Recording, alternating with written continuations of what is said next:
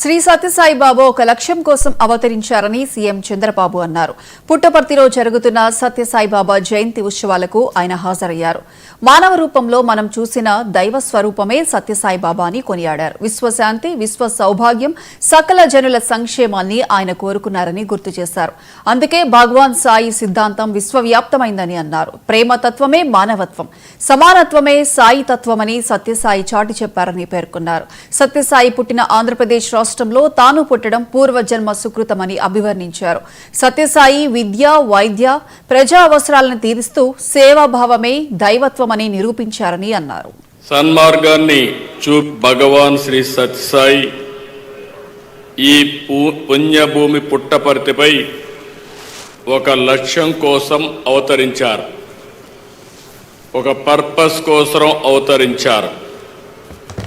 ఈ పవిత్ర నేలపై 86 ఏళ్లు తన జీవన ప్రమాణాన్ని సాగించి ప్రపంచానికి భగవాన్ సాయి సిద్ధాంతాన్ని అందించారు, జ్ఞానాన్ని బోధించారు, సన్మార్గాన్ని చూపించారు.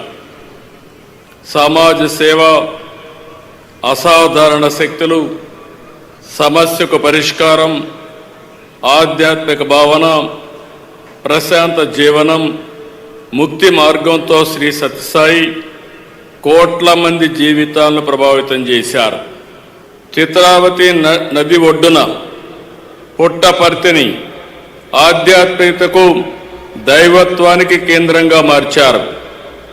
ఒక్క మాటలో చెప్పాలంటే మానవ రూపంలో మనం చూసిన దైవ స్వరూపమే శ్రీ సత్యసాయి. ఆ మహనీయుని శత జయంతి సందర్భంగా ఆయన సేవలు స్మరించుకోవడం మనందరి అదృష్టం. ఆయన చెప్పిన సిద్ధాంతం love all, serve all, help ever, hurt never. ఇదే ఆయన మనకు బోధించిన విధానం. సత్యం, ధర్మం, శాంతి, ప్రేమ, అహింస సిద్ధాంతాలుగా ఒక